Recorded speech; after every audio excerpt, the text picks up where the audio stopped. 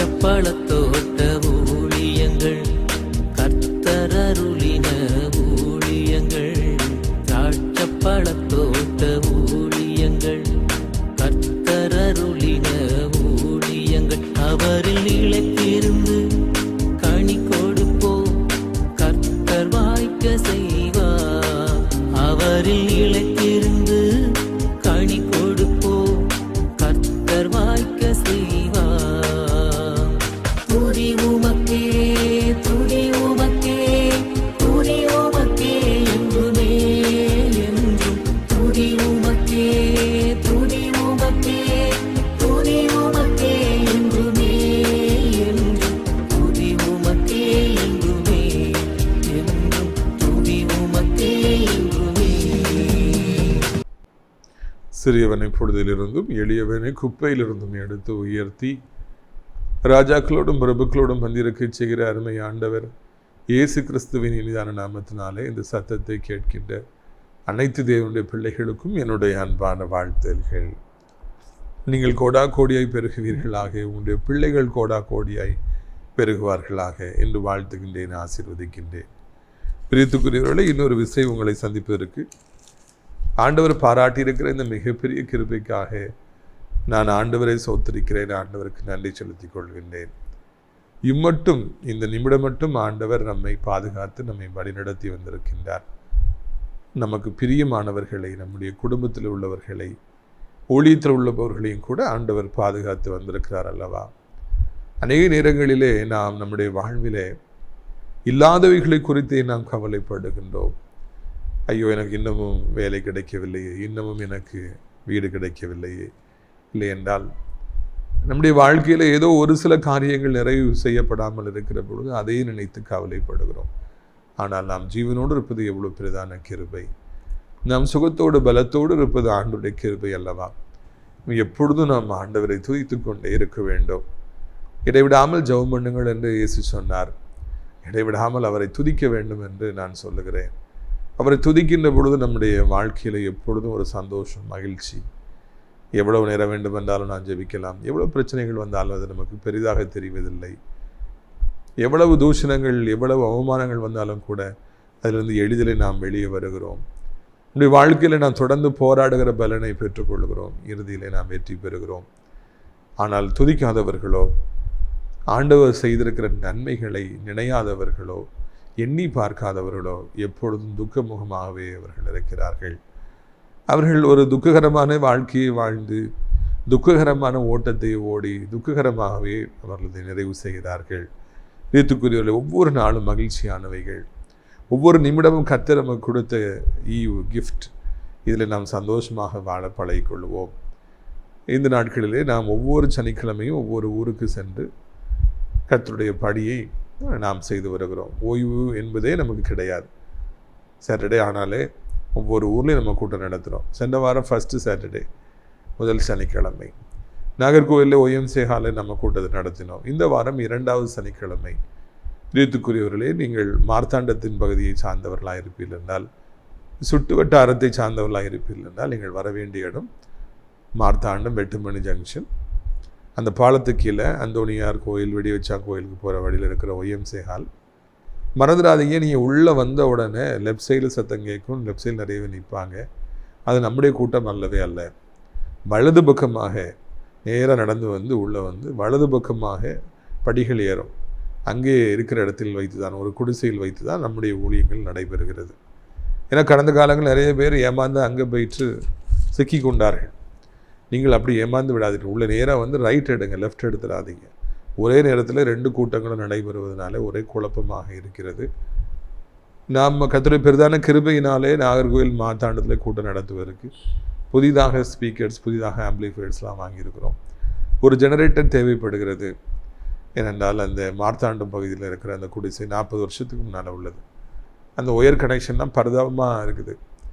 அது வெயிட்டு தாங்க மாட்டேங்குது. அதனால் கண்டிப்பாக ஒரு ஜெனரேட்டர் தேவை.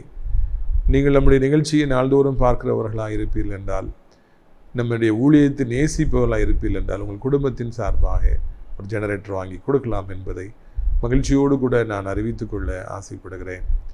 அது மாத்திரமல்ல, 3வது சனிக்கிழமை ஆசிரியத்து 4வது சனிக்கிழமை சென்னை என்று நம்ம கூட்டங்கள் இருக்கிறது. வழக்கமாக முதல் சனிக்கிழமை முதல் ஞாயிறு என்று நான் மக்களை சந்திப்பது வழக்கம். ஆனால் இந்த மாதத்திலிருந்து 2வது ஞாயிறு, வருகிற ஞாயிறு காலை 10 மணி முதல் 12 மணி வரைக்கும் நான் மக்களை தனிமையில் சந்தித்து அவருடைய பிரச்சனைகளை கேட்டு அவருடைய ஆசீர்வாதத்திற்காக நான் ஜெபிக்க இருக்கின்றேன். தமிழ்நாட்டில் எந்த மூலை முடுக்கில் இருந்தாலும் நீங்கள் தாராளமாக வந்து விரும்பினால் என்னை சந்திக்கலாம், ஜெபித்து செல்லலாம் என்கிற நற்செய்தியும் நான் அறிவிக்க விரும்புகிறேன். அடைக்கலான் குருவி முதியோர் இல்லத்திற்காக நீங்கள் ஜெபியுங்கள். கர்த்தர் பெரிய காரியங்களை செய்கின்றார். இப்பொழுது அங்கே தினந்தோறும் காலை 10 மணி முதல் 12 மணி வரைக்கும் நல்ல தகுதி வாய்ந்த நல்ல அனுபவம் வாய்ந்த குருமார்களை வைத்து நாம் அங்கே அந்த ஜெபங்களை எல்லாம் நடத்தி வருகிறோம். ரெவரண்ட் மர்காசிஸ் ஐயா, ரெவரண்ட் தேவராஜ் ஐயா, அதுக்கப்புறம் மோலாமலி சகோதரர் ஜான், அப்புறம் வந்து ஜெரேமியா ஐயா, ரெவரண்ட் ஜெரேமியா ஐயா, ரெவரண்ட் பொன்னுசாமி ஐயா, ரெவரண்ட் செல்வராஜ் ஐயா என்று சொல்லி அநேக குருமார்கள் வந்து அங்கே கூட்டங்களை மக்களுக்காக நடத்துகிறாங்க. நாம் அவர்களுக்கு முடிந்த அளவு சிறப்பான உணவுகளை அளித்து வருகிறோம். பிரியத்துக்குரியவர்களே, எல்லாவற்றுக்காகவும் நீங்கள் ஜெபித்து கொள்ள வேண்டும் என்று அன்போடு அழைக்கின்றோம். ஜனங்களுடைய பாதுகாவலுக்காக நிச்சயமாக நாம் காம்பவுண்ட் வால் கெட்டியாக வேண்டும். வயதானவர்கள் கீழே நடக்கும் பொழுது அவர்களுக்கு பிரச்சனை இல்லாமல் இருப்பதற்காக ஃபேவர் பிளாக் ரோடு போட வேண்டும். தேவனுடைய மாளிகைக்கு தளம் அமைக்க வேண்டும். இதெல்லாம் கர்த்தர் நமக்கு வைத்திருக்கிற காரியங்கள். அதை சந்திக்கும்படியாக கர்த்தர் நல்ல உள்ளங்களை எழுப்பி கொடுக்கும்படியாக நீங்கள் நாள்தோறும் ஜெபிக்க வேண்டும் என்று உங்களை அன்போடு கேட்டுக்கொள்கிறோம். முதியோர் இல்லத்தில் தினந்தோறும் அங்கே நிறைய வேலைகள் இருக்கிறபடினாலே இங்கே வேலை செய்வதற்கு ஊழியத்திற்காக அர்ப்பணித்து அங்கேயே தங்கி பணிபுரிய விருப்பமுடையவர்கள் என்னை நீங்கள் தொடர்பு கொள்ளலாம் என்று உங்களை அன்போடு கூட நான் கேட்டுக்கொள்கிறேன். பிரியத்துக்குரியவர்கள், இந்த நாளிலும் நம்முடைய பிரயோஜனத்திற்காக லூக்கா 18வது அதிகாரத்துக்கு நேராக உங்கள் பைபிளை திருப்பி வைத்துக் கொள்ளுங்கள். லூக்கா 18ஆம் அதிகாரம் 35வது வசனம். பின்பு அவர் எரிகோவுக்கு சமயமாய் வரும் பொழுது ஒரு குருடன் வழி அருகே உட்கார்ந்து பிச்சை கேட்டுக்கொண்டிருந்தார். 39-40 பாருங்கள். இயேசு நின்று அவனை தம்மிடத்தில் கொண்டு வரும்படி சொன்னார். அவன் கிட்ட வந்த பொழுது அவர் அவனை நோக்கி, நான் உனக்கு என்ன செய்ய வேண்டும் என்றிருக்கிறாய் என்று கேட்டார். நான் உனக்கு என்ன செய்ய வேண்டும் என்றிருக்கிறாய்? இதுதான் முதலாவது செய்தி. பிரியத்துக்குரியவர்களை கவனிக்க வேண்டும். ஒரு பிறவிக்குருடன் அவன் உட்கார்ந்து பிச்சை கேட்டு கொண்டிருக்கிறான். அதிக கூட்டம், எங்கெல்லாம் கூட்டம் இருக்கிறதோ அங்கே பிச்சைக்காரர் உட்கார்ந்து தர்மம் கேட்டு கொண்டு இருப்பார்கள். ஆலயங்களாக இருக்கட்டும், பஸ் ஸ்டாண்டாக இருக்கட்டும், இல்லாவிட்டால் பிரபலமான கடைகளாக இருக்கட்டும், எங்கே ஜனங்கள் அதிகமாய் கூடுகின்றார்களோ அங்கே அவர்கள் அமர்ந்து, ஐயா எனக்கு ஏதாவது செய்யுங்கள், நான் பசியாக இருக்கிறேன், நான் 2-3 நாட்களாக சாப்பிடவில்லை, ஐயா ஏதாவது உதவி செய்யுங்கள் என்று சொல்லி வாய் வழிக்கு அவர்கள் கேட்டுக்கொண்டே இருப்பார்கள், கைகளை நீட்டுவார்கள். நம்மத்தில் எப்பொழுதும் பிச்சைக்காரர்கள் இருக்கிறார்கள். இந்த மனிதனும் பிச்சைக்காரன் தான். ஏன் அவர் பிச்சைக்காரனாக மாறினார் என்றால் அவருக்கு கண்கள் தெரியல, இருளாக இருக்குது. அப்போ பிழைக்கணும்னா குடும்பத்தார் வந்து அவர் கவனிக்கிற அளவுக்கு இல்லை. அதனால தான் அவர் வந்து பிச்சை கேட்டு பிழைக்கும்படியாக அவர் ஒரு கட்டாயமான சூழ்நிலைக்கு அவர் தள்ளப்பட்டார் என்பதை நாம் புரிந்து கொள்ள வேண்டும். பிச்சை எடுப்பது தான் எனக்கு விருப்பம்னு அவருக்கு வரவே இல்லை. அவர் வந்து கட்டாயப்படுத்தப்பட்டார் பிச்சை எடுக்கும்படியாக. he was compelled to beg, he was compelled to be a beggar. சூழ்நிலைகளும் இந்த உலகமும் அவருடைய கண் பார்வை இல்லாமல் அவருக்கு இருந்த இருளும் அவரை இந்த வேதனையான ஒரு காரியத்தை செய்யும்படியாக கட்டாயப்படுத்தி தள்ளியது என்று சொல்லியே நாம் வாசிக்கிறோம். எவ்வளோ பயங்கரமான ஒரு உலகம் பார்த்தீங்களா? அவருக்கும் நம்மளை மாதிரி ஆசைகள் இருந்திருக்கும், விருப்பங்கள் இருந்திருக்கும், ஆசாபாசங்கள் இருந்திருக்கும், வாழணுங்கிற கனவுகள் இருந்திருக்கும். ஆனால் அது எதுவுமே எனக்கு வேண்டாம். நீ பிச்சை எடு, நீ எல்லாட்டையும் போய் கெஞ்சி, நீ காலில் விழு, எல்லாட்டையும் போய் ஐயா ஐயா அம்மா அம்மான்னு கூடு என்று சொல்லி இந்த உலகத்தில் காணப்படுற சூழ்நிலைகள் அவரை கட்டாயப்படுத்தி பலவந்தப்படுத்தி விருப்பமில்லாத ஒரு காரியத்தை செய்யும்படியாக வைத்தது என்று நாம் புரிந்து கொள்கிறோம். இந்த உலகத்தில் அநேக நேரங்களிலே பல சூழ்நிலைகள், முக்கியமாக இயலாமைகள், அவர்கள் வளர்ந்து வருகிற விதங்கள் எல்லாம் அவர்களை கட்டாயப்படுத்துகின்றன, பலவந்தப்படுத்துகின்றன. மக்களுக்கு என்று சில விருப்பங்கள் இருக்கின்றன, ஆசைகள் இருக்கின்றன. ஆனால் சூழ்நிலைகள் அவர்களை கட்டாயப்படுத்தி பலவந்தப்படுத்தி அவர் விருப்பமே இல்லாத ஒரு இடத்துல கொண்டு போய் வைத்து விடுகின்றன. யோசேப்பை கட்டாயப்படுத்தி பலவந்தப்படுத்தி தகப்பனிடத்திலிருந்து பிரித்து அவரை எவ்வளோ ஒரு நல்ல செல்ல பிள்ளையாக அப்பாவுக்கு இருந்தார். அப்பாவுடைய மடியிலே உட்கார்ந்திருந்தார். ஆனால் அவரை பலவந்தப்படுத்தி அந்த தகப்பன்றது பிரித்து இன்னொரு நாட்டிற்கு அடிமையாக விற்றார்கள் என்று நாம் காண்கிறோம். அண்ணா அண்ணா வேண்டாம் வேண்டாம் எவ்வளவு கதறினார். ஆனால் அவரை பலவந்தப்படுத்தினார்கள். சிறைமுரனாகிய அந்த சீமோனை ஏசப்பாவுடைய சிலுவையை சுமக்கும்படியாக பலவந்தப்படுத்தினார்கள். ஏன்னா அவர் சிலுவையை சுமக்க முடியாமல் கீழே விழுந்து கிடந்தார். பாவம், ஏசப்பா நீ சிலுவை சுமருமேன் அப்படின்னு சொல்லிட்டு இந்த மனிதனை பலவந்தப்படுத்தினார்கள், கட்டாயப்படுத்தினார்கள். சூழ்நிலைகளும் பொல்லாத மனிதர்களும் நம்முடைய அறியாமையும் இயலாமையும் நம்முடைய வாழ்க்கையில் பல விருப்பமில்லாத காரியங்களை செய்யும்படியாக நம்மை பலவந்தப்படுத்துகின்றன என்பதுதான் இந்த நாளில் முதற் பகுதியிலே நான் கேட்கின்ற ஒரு செய்தி. இந்த சத்தத்தை கேட்கிற உங்களையும் கூட இன்றைக்கு பொல்லாத மனிதர்கள் பலவந்தப்படுத்தி கொண்டிருக்கலாம், கட்டாயப்படுத்தி கொண்டிருக்கலாம். நீங்கள் இந்த நாளிலே சில இயலாமையின் நிமித்தமாக உங்களுக்கு விருப்பமில்லாத காரியங்களில் நீங்கள் இழுக்கப்படலாம். கவனமாக இருங்கள். இதனால ஆண்டவர் உங்களோடு கூட பேசும்படியாக விரும்புகின்றார்.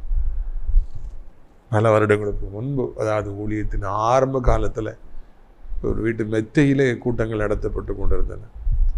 அங்கே என்னுடைய அன்பு சகோதரர்கள் அழைத்து கொண்டு சென்றிருந்தார்கள். அங்கே அந்த கூட்டத்தின் இறுதியிலே அந்த நாளில் செய்தி ஒரு அற்புதமான ஒரு செய்தி. அதாவது மரியாள் மாத்தால் லாசர் இல்லாமல் எவ்வளவு கஷ்டப்பட்டாங்க, ஆம்பளை இல்லாமல் ஒரு பெண்ணுடைய வாழ்க்கையில் எவ்வளவு கஷ்டம், ஆம்பளை சரியில்லைன்னா வாழ்க்கை எவ்வளோ கஷ்டம், அந்த பெண்ணுக்கு வாழ்க்கையில் எவ்வளோ சவால்கள் இருக்குன்னு சொல்லி தான் அன்றைக்கி நான் பிரசங்கம் பண்ணேன். நான் சொல்கிற இந்த இன்சிடெண்ட் வந்து ஒரு 25 வருஷத்துக்கு முன்னால் நடந்த ஒரு காரியம். அப்போது அந்த கூட்டம் முடிஞ்சவுடனே நிறைய பேர் ஜெர்மனி வந்தாங்க. கத்துறது நாட்களில் அடியாருக்கு அதிகமாக தீர்க்க தரிசன வெளிப்பாடுகளை கொடுத்ததுனால எல்லாரும் வந்து அந்த தீர்க்க தரிசனங்கள் எல்லாம் கேட்டு போயிட்டு இருந்தாங்க. கடைசியில் இந்த சௌரி ஒளிந்து அவர்கள் வந்தார்கள். அழகாக இருந்தார்கள், முக்காடிட்டு கொண்டிருந்தார்கள். 2 பெண் பிள்ளைகள் தயங்கி அவர்கள் ஜெபிக்க வந்தார்கள். அப்பொழுது தன்னுடைய பிரச்சனையை சொன்னார்கள். என்னுடைய கணவன் சரியில்லை, எனக்கு பணமை தருவதில்லை, குடித்து வெறித்து வந்து என்னை அடிக்கின்றார், எனக்கு பிள்ளைகள் 2 பிள்ளைகள், அவர்கள் என்னிடத்தில் பசிக்கிறது, எனக்கு சாப்பாடு வேண்டும் என்று கேட்கிறார். நான் பசியாக இருந்தாலும் பொறுத்து கொள்வேன், எனது பெண் பிள்ளைகள் 2 பேரும் எனக்கு சாப்பாடு வேணுமான்னு கேட்கும்போது நான் தாங்க முடியவில்லை, எனவே நான் தவறான ஒரு வாழ்க்கையை நான் வாழ்கிறேன் என்று சொல்லி அவர்கள் சொன்னார்கள். என் உள்ளம் உடைந்து போயிற்று. பிள்ளைகளுடைய பசியை தீர்க்க வேண்டியது தகப்பனுடைய கடமை, ஒரு பெண்ணுடைய கணவனுடைய கடமை. ஆனால் அந்த கணவன் அந்த பொறுப்பில் தவறிவிட்டான். அவனுக்கு அதை குறித்து அக்கறை இல்லை. இந்த பெண்ணிற்கு தன் பிள்ளைகள் பசிக்கிறதுமா என்று சொல்லும் பொழுது என்ன செய்ய வேண்டும் என்று தெரியவில்லை. அந்த சூழ்நிலைகள் அவளை பலவந்தப்படுத்தியது, தவறான பாதைக்கு இழுத்து கொண்டு சென்றது. இந்த உலக வாழ்க்கை பொல்லாத ஒரு வாழ்க்கை. அநேக நேரங்களிலே மனிதர்கள் பலவந்தப்படுத்தப்படுகிறார்கள் என்று நாம் காண்கின்றோம். இந்த நாளிலே பலவந்தப்படுத்தப்பட்டு நீங்களும் கூட உங்களுக்கு விருப்பமில்லாத இடத்துல இருப்பீர்கள் என்றால், விருப்பமில்லாத காரியங்களை செய்து கொண்டிருப்பீர்கள் என்றால், விருப்பமில்லாத கைகளில் நீங்கள் இருப்பீர்கள் என்றால், உங்களோடு ஆண்டவர் பேசுகிறார். நீங்கள் செய்ய வேண்டிய ஒரு காரியம் உண்டு. அந்த நாளிலே அந்த மனிதன் தன்னுடைய ஏலாமின் மத்தியிலும் இயேசுவே தாவீதின் குமாரனை எனக்கு இறங்கும் என்று சலத்த சத்தமிட்டு அவர் கூப்பிட்டார் என்று நான் காண்கின்றோம். அவருக்கு தொடர்ச்சியாக பிச்சைக்காரனாக இருக்க விருப்பமில்லை, தொடர்ச்சியாக வாழ்க்கையை அப்படி வாழ்ந்து முடித்துவிட வேண்டும் என்று அவர் எண்ணவில்லை. அவர் போராட விரும்பினார், அந்த நெருக்கடியிலிருந்து வெளியே வர விரும்பினார், புது வாழ்வை பெற்றுக்கொள்ள வேண்டும் என்று ஆசைப்பட்டார். எனவே அவர் ஆண்டவர் இயேசு போன பொழுது எனக்கு இறங்கும், என்னை விடுவியும், எனக்கு பிச்சைக்காரனாக இருக்க விருப்பமில்லை, இந்த இருளில் இருப்பது எனக்கு விருப்பமில்லை, இப்படியாக கெஞ்சி வாழ்கிற வாழ்க்கை எனக்கு பிடித்தவில்லை, என்னை விடுவியும், எனக்கு புது வாழ்க்கையை தாரும் என்று சொல்லி அவர் ஆண்டவர் இயேசுவை நோக்கி கதற ஆரம்பித்தாரா. இப்பொழுது கேள்வி என்னன்னா, உங்களுக்கு விருப்பமில்லாமல் ஒரு வாழ்க்கை நீங்கள் வாழ்ந்துட்டு இருக்கீங்க. சரி, இப்படி வாழ்ந்து முடிச்சிருவோம் நீங்கள் நினைக்கிறீங்களா? இல்லை, நான் இதில் வெளியே வரணும், எப்படி அது புது வாழ்க்கையை பெற்றுக்கொள்ளணும்னு சொல்லி நீங்கள் ஆசைப்படுறீங்களா? அதுதான் இந்த நாளின் கேள்வி. நிறைய பேர் இனி என்ன இருக்குது அப்படின்னு சொல்லி they are resigning to their fate. தலையெழுத்து இப்படி தான் உங்களுக்கு அப்படின்னு சொல்லிட்டு நிறைய பேர் அப்படி போராடுறதை விட்டுறாங்க. விடுதலை பெறணும்னு ஆசைப்பட மாட்டேங்கிறாங்க. இல்லை, நான் விடுதலை பெற்றுக்கொள்ள வேண்டும் என்று சொல்லி நாம் போராட வேண்டும். ஒரு தண்ணீருக்குள்ள இருக்கிற மீனை எடுத்து வெளியே போட்டிங்கன்னா துடிக்கும். அது எப்படியாவது மறுபடியும் தண்ணீருக்குள்ளே போய்விட வேண்டும் என்று போராடும். ஒரு மண்புழுவை நசுக்கி பார்ப்பில் என்றால் கையிலிருந்து தப்பிவிட வேண்டும் என்று சொல்லி அது போராடும். மிருகங்கள் கூட நம்மளை மாதிரி ஆறறிவு அவங்களுக்கு கிடையாது, நம்மளை மாதிரி அசோசியேஷன் கிடையாது, படிப்பிரிவு கிடையாது, எதுவும் கிடையாது. தப்பிவிட வேண்டும், எப்படியாவது உயிர் பிழைத்து விட வேண்டும் என்று சொல்லி போராடுகிற பொழுது தேவனுடைய பிள்ளைகளாகிய நாமும், மனிதர்களாகி பிறந்த நாமும் அநேக மடைக்கலாங் குருவிகளை காட்டிலும் விசேஷித்தமானவர்களை எண்ணப்படுகிற நாமும் கூட போராட வேண்டும். எப்படியாவது வாழ்வை பெற்றுக்கொள்ள வேண்டும், விடுதலையை பெற்றுக்கொள்ள வேண்டும், சுகத்தை பெற்றுக்கொள்ள வேண்டும், சுயாதீனமாக இண்டிபெண்டாக நான் எப்படியாவது வாழ வேண்டும், நான் பொல்லாதவர்களுடைய கையிலிருந்து விடுதலை பெற வேண்டும், நான் எப்படியாவது வியாதிகளின் கையிலிருந்து, வறுமையின் கையிலிருந்து விடுதலை பெற வேண்டும், நான் சந்தோஷமாக வாழ வேண்டும் என்று சொல்லி போராட வேண்டும். அதற்கு ஆதாரமாக இருக்கிற ஆண்டவர் இயேசுவை நாம் கூப்பிட வேண்டும். இயேசுவை நோக்கி ஒவ்வொரு நாளும் கூப்பிடுகின்றீர்களா? அந்த ஆளு வேற எதுவுமே செய்யலைங்க. இயேசுவே தாவீதின் குமாரனே எனக்கு இறங்கு, இயேசுவே தாவீதின் குமாரனே எனக்கு இறங்கு, இயேசுவே தாவீதின் குமாரனே எனக்கு இறங்கு. இந்த 3 இதெல்லாம் சொல்லி சொல்லி சொல்லி சத்தம் போட்டு அவர் கூப்பிட்டுட்டே இருக்கிறார். அவருடைய பிரேயர் அவ்வளவுதான். இயேசுவே தாவீதின் குமாரனே எனக்கு இறங்கு சொல்லிக்கிட்டே இருக்கிறாருங்க. அந்த மந்திரத்தை மறுபடியும் சொல்லிக்கிட்டே இருக்கிறார். அவர் கூப்பிட கூப்பிட கூப்பிட நிறைய ஆயிரக்கணக்கில் மக்கள் போறாங்க. இயேசு அவங்களுக்கு கூட சேர்ந்து போயிட்டு இருக்கிறாரு. அது சத்தம் அவரை ஏதோ பண்ணுது. உடனே அவர் நின்றுட்டாராம். 1000-10,000 பேர் இருக்காங்க. ஆனால் அந்த மனுஷன்தான், அவர் சத்தம் தான் இயேசுவை பாதித்தது. இந்த இடத்துல அப்படி நின்னாருன்னு பார்க்குறோம். அவர்கிட்ட பேசும்படி அழைத்தார் என்று நான் காண்கின்றோம். நாம் கூப்பிடும் பொழுது இயேசுவே தாவீதின் குமாரனே எனக்கு இறங்குங்கப்பா, இந்த வாழ்க்கை எனக்கு பிடிக்கல, எனக்கு இந்த கஷ்டங்கள் பிடிக்கல, என்னை பலவந்தப்படுத்துறாங்க ஐயா, எனக்கு பிடிக்கல நம்ம சொல்லும் பொழுது, இந்த பாவ பழக்கம் என்னை பலவந்தப்படுத்துகிறது என்று சொல்லுகிற பொழுது நம்முடைய சத்தம் நம்முடைய ஆண்டவருடைய காதுகளிலே கேட்கிறது. நீங்க கூப்பிட்டீங்கன்னா அவரால் போக முடியாது. அவர் நிற்பாரு. என்னன்னு சொல்லி கேட்பாரு, why did you call me? என்னை ஏன் கூப்பிட்டாப்பா? நம்முடைய வாழ்வில் நாம் இந்த உண்மையை உணராத மக்களையே காண்கிறோம். இயேசுவை கூப்பிட்டால் விடுதலை உண்டு என்று சொல்லி தெரியாத எத்தனையோ பேர்களை நாம் பார்க்கின்றோம். வேதனைப்படுகிறோம். எனது தகப்பனாரோ எனது தாய் மாமா ஞான பண்டிதன் மாமாவையும் நான் நினைத்து பார்க்கிறேன். அவர்கள் மிக உயரத்திலிருந்து கீழே விழுந்த பிறகு எழும்ப எவ்வளவோ முயற்சி எடுத்தார்கள். மிகப்பெரிய பணக்காரர்களாக இருந்தவர்கள் எழும்ப வேண்டும் என்று எவ்வளவோ ஆசைப்பட்டார்கள், முடியல. இருவரும் இயேசுவே இயேசுவே என்று கூப்பிட்டிருப்பார்கள் என்றால் நிச்சயமாக ஆண்டவர் அவர்களுக்கு இறங்கி இருப்பார். இயேசுவை நோக்கி நாம் கூப்பிடுகிற பொழுது, ஆண்டவரே ஆண்டவரே என்று கூப்பிடுகிற பொழுது, இயேசுவே இயேசுவே என்று கதறுகிற பொழுது, அவர் எத்தனை அலுவல்கள் பிஸியாக இருந்தாலும், இந்த உலகத்தில் எவ்வளவு காரியங்கள் இருந்தாலும் நம் சத்தம் ஒரு காதில் கேட்கும். என்ன என் மகன் கூப்பிடுறானே, my daughter is calling me, என்ன விஷயம்? உடனடியாக ஆண்டவர் அந்த சத்தத்தை நோக்கி வர ஆரம்பிக்கின்றார். நீங்கள் கூப்பிட கூப்பிட கூப்பிட அந்த சத்தம் பரலோகத்துக்கு போயிட்டே இருக்கும், ஆண்டவர்கிட்ட போயிட்டே இருக்கும். உடனே அவர் அங்கிருந்து வர ஆரம்பிக்கின்றார். இயேசுவே என்று நீங்கள் கூப்பிடுவீர்கள் என்றால் அந்த சத்தம் உள்ளத்தின் ஆழத்திலிருந்து வரும்னா அந்த ஆண்டவர் அது கேட்காம இருக்கவே இருக்காது. கூப்பிடுறாரு, இயேசு என்றார், அவனை கூப்பிட்டுவாங்க, அவரை கூப்பிட்டுவாங்க, என்னை கூப்பிட்டுட்டே இருக்கிறாரு, என்ன விஷயம் கூப்பிடு. உடனே எல்லாரும் போய் அவரை கூப்பிட்டு வராங்க. கூப்பிட்டு அவர் முன்னால் நிறுத்துறாங்க. உடனே ஆண்டவர் ஒரே ஒரு கேள்வி கேட்கிறார், நான் உனக்கு என்ன செய்ய வேண்டும் என்று இருக்கிறாய்? What do you want me to do for you? எனக்கு ரொம்ப பிடிச்ச வசனம். உன்னை பின்ன தெரியாத அந்த நபர் இயேசுவே தாவீதின் குமாரன் எனக்கு இறங்குன்னு சொன்ன உடனே ஆண்டவர் அவரை கூப்பிட்டு ஒரே ஒரு கேள்வி கேட்கிறாரு, மகனே நான் உனக்கு என்ன செய்யணும்னு சொல்லி நீ இருக்கிறப்பா, நான் உனக்கு என்னப்பா பண்ணணும், உனக்கு என்ன வேணும், எதுக்காக என்னை கூப்பிட்டேன்? இந்த கேள்வியை இந்த உலகத்தில் வேற யாருமே கேட்க முடியாது. அதாவது என்ன அர்த்தம்னா, நீ என்ன கேட்டாலும் அதை செய்ய எனக்கு முடியும் அப்படின்னு சொல்லி அர்த்தம். சீஃப் மினிஸ்டராக இருக்கலாம், பிரைம் மினிஸ்டராக இருக்கலாம், அமெரிக்கன் பிரசிடென்டாக இருந்தால் கூட ஓரளவு தான் செய்ய முடியும். ஏசப்பாவில் எல்லாமே செய்ய முடியும். மகனே நான் உனக்கு என்ன செய்ய வேண்டும் என்று இருக்கிறாய், நான் உனக்கு என்ன செய்ய வேண்டும் என்று இருக்கிறாய். இந்த கேள்வியை நான் தியானித்து என் உள்ளத்திற்குள்ள ஒரு பெரிய சந்தோஷம், ஒரு பெரிய மகிழ்ச்சி ஏற்பட்டு, நதியை போல எனக்கு சந்தோஷம் வந்தது. ஒருவேளை ஆண்டவர் இந்த நாளில் என்னை பார்த்து, கிறிஸ்டோபர் உனக்கு என்ன வேணும்ப்பா, நான் உனக்கு என்ன செய்யணும் கேட்டால் எப்படி இருக்குன்னு நான் யோசித்து பார்த்தேன். ரொம்ப சந்தோஷமாக இருந்தது. சகோதர சகோதரி, உங்களை பார்த்து இயேசு கேட்குறார், நான் உனக்கு என்னப்பா செய்யணும்? இந்த ஒரு கேள்வி ஆண்டவர் நம்மகிட்ட கேட்டாருன்னா நம்ம அதுக்கு பிறகு கவலைப்படணுங்கிற அவசியமே இல்லை. இவர்கிட்ட கேட்டாருன்னா என்ன காரணம்? இவர் முதல்ல கூப்பிட்டாரு, இயேசுவே தாவீதின் குமாரனே எனக்கு இறங்கும். நம்ம கூப்பிட்டுட்டே இருப்போம்னா ஒரு நாள் திடீர்னு ஆண்டவர் வந்து இதே கேள்வியை என்னிடத்திலும் உங்களிடத்திலும் அவர் கேட்பார். நான் உனக்கு என்னப்பா செய்யணும், அவனுக்கு என்ன செய்யணும்? இந்த ஒரு வாய்ப்பு எனக்கு கிடைத்து விடாதா என்று நான் வாஞ்சிக்கின்றேன், கதறுகின்றேன். நீங்களும் கூட வாஞ்சியுங்கள். பெதஸ்தா எப்பமாவது கலங்கும். அதே மாதிரி நம்முடைய வாழ்விலும் அது எப்பமாவது ஒரு கேள்வி கேட்பார், நான் உனக்கு என்ன செய்யணும்? கேட்காத மாதிரியே இருக்கும், அமைதியாகவே அவர் இருக்கிற மாதிரி இருக்கும்.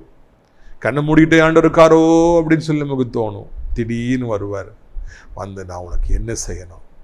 What is that I have to do for you? What is that you want me to do for you? என்னப்பா செய்யணும்? என் வாழ்வில் இந்த தருணம் வராதா என்று நான் ஆண்டவரிடத்தில் கெஞ்சுகிறேன். ஆண்டவரே அப்படி நீங்க சொல்லுங்க, அப்படி கேளுங்க, நான் சொல்றேன் எனக்கு என்ன வேணும் நான் சொல்றேன். நீங்களும் கூட எதிர்பாருங்கள், ஒரு நாள் வரும், ஏன் இந்த நாளாக கூட அது இருக்கலாம், இந்த இரவாக கூட இருக்கலாம். இயேசு உங்களை சந்திப்பார். சந்தித்து நான் உனக்கு என்ன செய்யணும்? அதாவது வியாதியிலிருந்து விடுதலை வேணுமா, கடன் பாரத்திலிருந்து விடுதலை வேணுமா, இந்த பொல்லாத மனிதர்களிடத்திலிருந்து விடுதலை வேணுமா, பொல்லாத பிசாசிடத்திலிருந்து விடுதலை வேணுமா, என்ன வேணும்பா? என்னனாலும் என்ற கேளு, அதை செய்ய எனக்கு வல்லமை உண்டு என்று நம்முடைய ஆண்டவர் சொல்றார். இந்த மனிதன் சொல்லுகிறான். என்ன சொல்லுகிறான் பாருங்க. லூக்கா 18வது அதிகாரம் 41 பின்பகுதி. அதற்கு அவன், ஆண்டவரே நான் பார்வையடைய வேண்டும் என்றான். இயேசு அவனை நோக்கி, நீ பார்வையடைவாயாக, அவன் விசுவாசம் உன்னை ரட்சித்தது என்றார். உடனே அவன் பார்வையடைந்து தேவனை மகிமைப்படுத்தி கொண்டே அவருக்கு பின் சென்றார். வானம் பார்க்கணும்ப்பா, I want to see Lord. நான் குருடனா இருக்கிறேன் ஐயா, எனக்கு என்ன நடக்குனே தெரியலையா, அதனால நான் பிச்சை எடுத்து வாழ்றேன், எனக்கு இந்த அவலமான வாழ்க்கை வேண்டாம் ஐயா. கரெக்டாக கிடைச்ச சந்தர்ப்பத்தை பயன்படுத்திட்டு சொன்னேன், பிச்சை எடுத்து வாழ்கிறேன், வேண்டாம், எனக்கு கண் பார்வை தந்துருங்க, நான் பிழைச்சிக்குவேன், எப்படியாவது பிழைச்சிக்குவேன். உன் விசுவாசம் ஒன்று ரசித்து அப்படியே ஆகட்டுங்கிறார். உடனே கண் பார்வை வருது. பிறவி குருடனாக இருந்தவனுக்கு கண் பார்வையை ஆண்டவர் கொடுத்தார். உடனே அவன் ஆண்டவரை துதித்து சந்தோஷமாக அந்த இடத்தை விட்டு எந்திரிச்சு அவர் ஆண்டவர் பின்னாலேயே போனாராம். இனி இந்த இடத்துல உட்கார மாட்டேன், இனி நான் பிச்சை எடுக்க மாட்டேன், இனி யாரையும் நான் கெஞ்ச மாட்டேன், என் வாழ்க்கையை நானே பார்த்துக்கொள்வேன். அதற்கு காரணமாக இருந்த ஆண்டவரை நான் மகிமைப்படுத்துவேன், நான் துதிப்பேன், நான் பாடுவேன், ஆடுவேன், குதிப்பேன் என்று சொல்லி ஆண்டவருக்கு பின்பாக அவர் சென்றாராம். பிரியத்துக்குரியவர்களே, ஆண்டவர் ஒரு அந்த மனிதனுடைய வாழ்க்கையில் எவ்வளவு பெரிதான மாற்றத்தை எவ்வளவு சுலபமாக கொண்டு வந்தார் பார்த்தீர்களா? Very few fraction of seconds were enough for the Lord to change his fate. அதுக்கு பிறகு அந்த மனுஷன் பிச்சை எடுக்கவில்லை, அந்த இடத்துல உட்காரல, சந்தோஷமான சுயாதீன வாழ்க்கையை வாழ்ந்தார். நீங்கள் கூட பிச்சை எடுத்து வாழுகிற ஒரு வாழ்க்கையாக இருக்கலாம். இதிலிருந்து கர்த்தர் உங்களை விடுதலை தருவார். 4 பேர்ட்ட கேட்டு கேட்டு வாங்கக்கூடிய ஒரு வாழ்க்கையாக இருக்கலாம், பிடிக்காத ஒரு வாழ்க்கையாக இருக்கலாம். இயேசு உங்களுக்கு விடுதலை தருவார். இயேசு உங்களை ஆசீர்வதிப்பார். இயேசு பெரிய சந்தோஷத்தை தருவார், சமாதானத்தை தருவார், மகிழ்ச்சியை தருவார். இந்த நாளிலே அவனுக்கு ஒரு புது வாழ்வை கொடுத்த கர்த்தர் உங்களுக்கும் புது வாழ்வை கொடுப்பார்.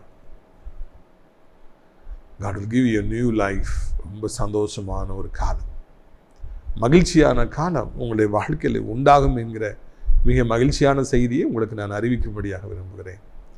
பிரியத்துக்களே, உங்களுக்காக நான் ஜெபிக்கட்டுமா? கண்களை மூடுவீர்களா? அப்பா பிதாவே, இந்த நாளுக்காக நன்றி செலுத்துகிறோம், சோத்திரம் செலுத்துகிறோம் ஐயா. இறைவா, இந்த நாளிலும் கூட எவ்வளோ நல்ல செய்தியை நாங்கள் கேட்டிருக்கிறோம், அதற்காக துதிக்கிறோம், சோத்தரிக்கிறோம் ஐயா. இந்த நாளில் இந்த சத்தத்தை கேட்குற பிள்ளைகள் என்ன நிலைமையில் இருந்தாலும் அவர்களுக்கு நீங்கள் உதவி செய்யுங்க ஆண்டவரே. அவர்களை ஆசீர்வதிங்கப்பா. கட்டாயப்படுத்தப்பட்டிருக்கிற, பலவந்தப்படுத்தப்பட்டிருக்கிற பிள்ளைகள், எனக்கு விருப்பமே இல்லாமல் இந்த வேலையை பார்க்குறேன், எனக்கு விருப்பமே இல்லாமல் இந்த பிஸ்னஸை பண்ணுறேன், எனக்கு விருப்பமே இல்லாமல் நான் ஒரு தவறான வாழ்க்கையை வாழ்கிறேன்னு சொல்கிற ஒவ்வொருவருக்கும் இந்த நாளிலே விடுதலையை கொடுத்து அவர்களை வாழ வைக்கும்படியாக ஜெபிக்கிற புது வாழ்வு தருபவரே, உடைய பிள்ளைகள் ஒவ்வொருவருக்கும் புது வாழ்வு தாரும். வெறும் வார்த்தையினாலே அல்ல ராஜா, உண்மையாகவே மெய்யாகவே அவருடைய ஆசீர்வதி. நான் உனக்கு என்ன செய்ய வேண்டும் என்று இருக்கிறாய்? இந்த கேள்வியை நீங்கள் ஒவ்வொருத்தையும் கேளுங்க. நம் நிகழ்ச்சியில் நாள்தோறும் பார்க்கிற இந்த சகோதரன்ட்டு இந்த கேள்வியை கேளுங்க. அவங்க சொல்லுவாங்க, எனக்கு விடுதலை வேணும், சுகம் வேணும், வேலை வேணும், வீடு வேண்டும், எனக்கு ஆண்டவர் ஆசீர்வாதங்களை தர வேண்டும், உன்னதத்துக்குரிய ஆசீர்வாதங்கள், இந்த பூமிக்குரிய ஆசீர்வாதங்கள் வேண்டும் என்று கேட்பார்கள். நீங்கள் அவர்களுக்கு கொடுப்பீர். உமக்கு நன்றி ஐயா. திசப்பா, அந்த கண் பார்வை இல்லாத மனிதனுக்கு கண் பார்வை கொடுத்தவர். சுகமில்லாத பிள்ளைகளுக்கு சுகத்தை தாரும், வியாதியர்களுக்கு சுகத்தை தாரும். புண்கள் ஆறட்டு, கட்டிகள் மறையட்டும், வேதனைகள் மறையட்டும், செயல்படாத அவயங்கள் செயல்படட்டும். தூக்கம் இல்லை, சாப்பாடு இல்லை, செரிமானம் இல்லை, நடக்க முடியல, அவயங்கள் செயல்படலைன்னு சொல்கிற பிள்ளைகளுக்கெல்லாம் இந்த அவயங்கள் செயல்படும்படியாக செய்து அவர்களை தூக்கி நிறுத்தும்படியாக ஜெபிக்கிறோம். இழந்து போன பழைய பலனை தர வேண்டும் என்று கெஞ்சுகிறோம். ஹார்ட் அட்டாக் வந்து விடாதபடி, ஆண்டவரை துர்ச்செய்திகள் வந்து விடாதபடி, ஸ்ட்ரோக் வந்து விடாதபடி, இப்படி பிள்ளைகளை எல்லா தீங்கிற்கும் விலக்கி பாதுகாத்து கொள்ள வேண்டும் என்று கெஞ்சுகிறோம். அதெல்லாம் உங்களுக்கு அற்பமான காரியம். மரணத்துக்கு ஒப்புவிக்கப்பட்ட பிள்ளைகளையும் கூட விடுவிப்பீராக. கொலையுண்ணப்பட இருப்பவர்களையும் கூட கர்த்தர் விடுவிப்பீராக. தூக்கத்தில் கெட்ட சொப்பனமாக வருது, பக்கத்து வீட்டுக்காரங்களால் பிரச்சனை, எனக்கு வேலை பார்க்குற இடத்துல பிரச்சனை, என் பிள்ளைகளால் பிரச்சனை என்று பலவாறு அந்த ஒரு கலங்கி நிற்கிற பிள்ளைகள் ஒவ்வொருவருக்கும் விடுதலையை தார். இந்த நாளில் சத்தத்தை கேட்குற பிள்ளைகள் ஒவ்வொருவரையும் ஆசீர்வதி. பண நெருக்கடிகள், வட்டி கடன்கள், வருமானமே இல்லைன்னா கடனெல்லாம் திருப்பி செலுத்தனா எங்கே போய் செலுத்த, வட்டி கட்டனா எங்கே போய் கேட்ட. கர்த்தாவே, இப்படிப்பட்ட நிலைமையில் இருக்கிற பிள்ளைகள் ஒவ்வொருவருக்கும் கர்த்தர் மனம் இறங்கி கடன்களை அடைத்து வட்டிகளிலிருந்து விடுதலை கொடுத்து அவனுடைய பிள்ளைகளுக்கு புது பிஸ்னஸை கொடுத்து வருமானங்களை கொடுத்து சந்தோஷப்படுத்துங்க.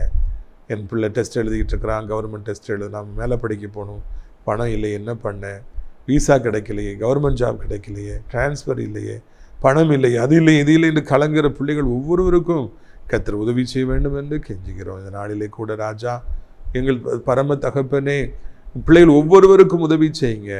வாலிப காலத்தின் பாவங்களை சிக்கி வீட்டை விட்டு ஓடி போயலான்னு தவறான முடிவு எடுத்து அழிய இருக்கிற கொலையுண்ணப்பட போகிற பிள்ளைகளுக்கு அறிவை தாருங்க ஆண்டவரே. அப்படியே உடைய பெரிதான கிருபையினாலும் இரக்கத்தினாலும் பைக்கு வேகமாய் ஓட்டி முட்டி அப்பாவிகளை கொண்டு கொலையுண்ணப்பட இருக்கிற அந்த வாலிபர்களை சந்தியும்.